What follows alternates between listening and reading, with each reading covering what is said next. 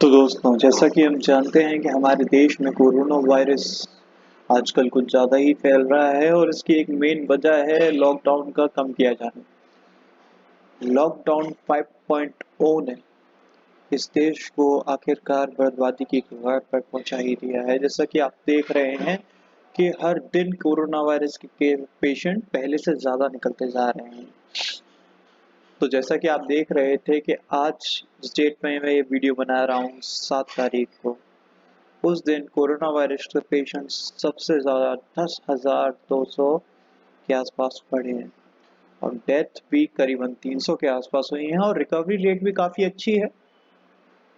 तो जैसा कि आप देख रहे हैं, अलग अलग राज्यों में अलग अलग तरीके से कोरोना वायरस बढ़ रहा है। जिन राज्यों में मेडिकल फैसिलिटी सबसे ज़्यादा थी, जैसे कि महाराष्ट्र, तमिलनाडु, दिल्ली, वही तीनों स्टेट्स सबसे नंबरों पर है। जैसा कि आप देखेंगे, महाराष्ट्र अभी भी लीड बनाए हुए है 82,000 अप्रोक्सीमेटली 83,000 पेशेंट्स के साथ, और सबसे ज़्यादा डेथ्स भी महाराष्ट्र में हुई है और रिकवरी ऑब्वियसली सबसे ज़्यादा महाराष्ट्र में ही हुई है, जबकि सबसे ज़्यादा पेशेंट ही वही है इस वजह से। पर उसके बाद सारे स्टेट्स पीछे पीछे आ रहे हैं उसके दौड़ दौड़ के। अब आप अगर देखेंगे, पेशेंट्स बढ़ तो रहे हैं अपने इंडिया में, मगर अपने इंडिया में मेडिकल फैसिलिटीज भी है नहीं। अब आप देखेंगे कि एक पेशेंट अगर गवर्नमेंट हॉस्पिटल में जाता है तो उसका ज़्यादा से ज़्यादा खर्चा गवर्नमेंट ही उठाती है, ज़्यादा से ज़्यादा क्या, पूरा ही खर्चा गवर्नमेंट उठाती है। और ये चीज़ें गवर्नमेंट के ऊपर एक ना एक बर्डन बढ़ाती जाती हैं। आप समझ सकते हैं कि गवर्नमेंट के ऊपर कितना खर्चा बढ़ रहा होगा पेशेंट्स का। जैसे कि अगर आप देखेंगे, अगर अपन इसको प्राइवेट हॉस्पिटल्स से, तो आप देखेंगे प्राइवेट हॉस्पिटल्स में 10 दिन का किराया अप्रोक्सीमेटली 1,10,000 है, अप्रोक्सीमेटली, और उससे भी ज्यादा भी हो सकता है अगर आप हायर ट्रीटमेंट चाहते हैं। और आईसीयू की कॉस्ट तो 20,000 रुपए फॉर अ बेड है, ठीक है। और एक्सपेंसेस भी, मतलब जो भी एक्सपेंसेस लगते हैं वो भी डॉक्टर आपसे ही लेते हैं, जैसे पीपीई किट और ये वो चीजें जो भी होती हैं। और अगर आप 15 दिन जाते हैं तो ये आपका आंकड़ा बढ़ जाएगा 7,50,000 के आसपास से, और वेंटिलेटर्स का चार्जेस अलग से। अब सबसे बड़ी बात तो ये है कि अपने इंडिया में इतने वेंटिलेटर्स है ही नहीं।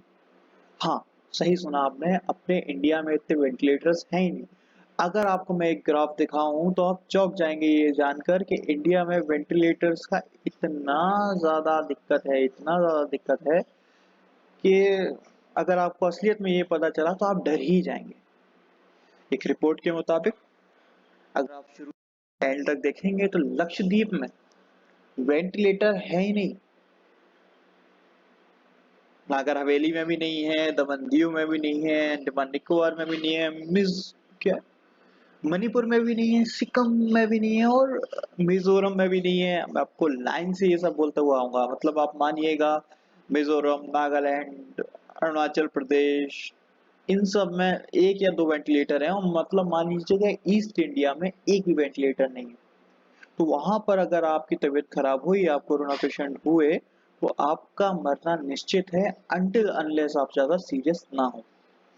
हाँ, अब आप देखेंगे कि ये ग्राफ कैसे बढ़ता हुआ जा रहा है वेंटिलेटर्स का। जम्मू कश्मीर में 3 वेंटिलेटर हैं, पूरे हिमाचल प्रदेश में 4 वेंटिलेटर हैं, छत्तीसगढ़ में 7 वेंटिलेटर हैं, और आगे चले जाइए उत्तराखंड में आपके 10 वेंटिलेटर, आसाम में इतने, ठीक है। ये आपका ग्राफ हुआ चला जा रहा है, बढ़ता हुआ चला जा रहा है, धीरे धीरे जैसे ही आप ऊपर जाते जाएंगे आपको ग्राफ इनका दिखता जाएगा। अलग अलग स्टेट्स में अलग अलग चीजें करते गए हैं। जैसे कि आप देखेंगे, अपने सबसे ज्यादा वेंटिलेटर, 7,000 वेंटिलेटर हैं उत्तर प्रदेश में, 7,000 वेंटिलेटर उत्तर प्रदेश में, 7,000 वेंटिलेटर हैं। और अगर आप पॉपुलेशन डालेंगे तो देखिएगा आप, यूपी में कितनी पॉपुलेशन है। उत्तर प्रदेश की पॉपुलेशन पे अगर आप देखेंगे तो ये है 23 करोड़ अप्रोक्सीमेट, ठीक है। तो 23 करोड़ पे 7,000 वेंटिलेटर, आप सोच सकते हैं। आप ये देखिए, अपनी पूरी कंट्री के टोटल पॉपुलेशन पे अगर आप नजर मारेंगे तो 130 करोड़, 130 करोड़, 30 करोड़ पे आप नंबर ऑफ वेंटिलेटर देखिएगा सेक्टर पे। In public sector 17,850 ventilators, number of ventilator in private sector 30,000। मतलब आप मानिएगा कि हालत ज्यादा ही बुरी होने वाली है। आप उनको टोटल करेंगे तो आपका आएगा पूरे इंडिया में 48,242 वेंटिलेटर्स। आप ये सोच सकते हैं कि इंडिया की कितनी बुरी हालत है इस मामले में।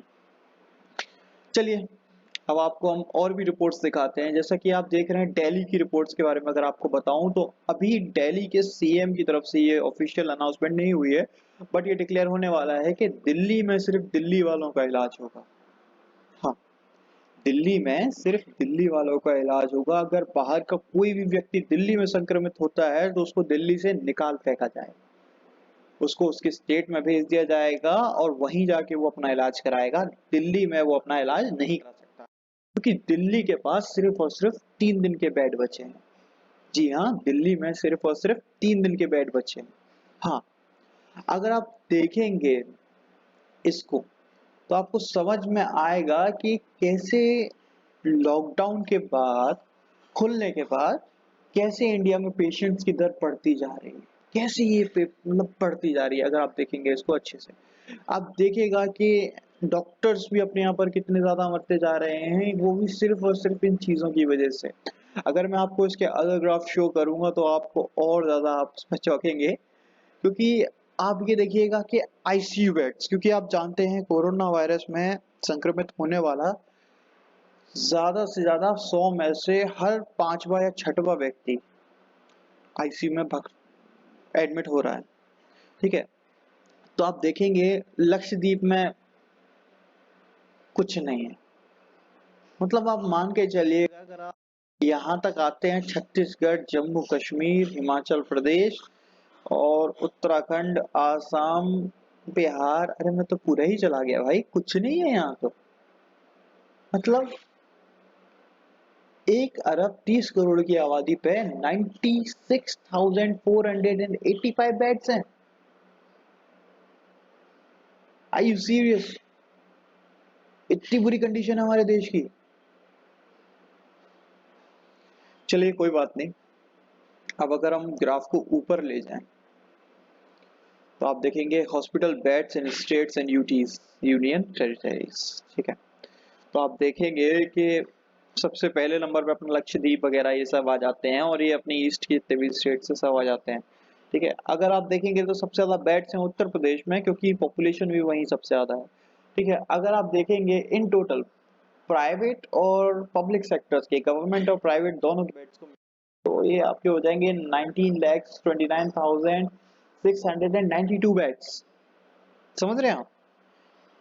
फिर से मैं उसको कंपेयर करूंगा 1 करोड़ 30 लाख की आबादी पे 19,200 सॉरी 19,029 19,29,692 बेड्स।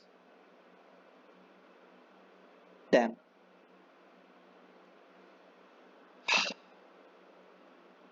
अगर आप और ऊपर आइए तो आपको पता चलेगा कि कितनी बुरी हालत है अपने देश की।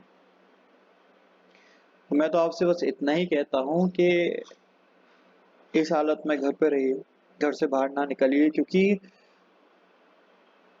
130 करोड़ की आबादी बिगड़ी ना तो उसको संभालने वाला भी कोई नहीं होगा और लाशों के ढेर लग जाएंगे। स्टे सेफ, सब्सक्राइब कीजिए हमारे चैनल को और ज़्यादा जानने के लिए। Thank you.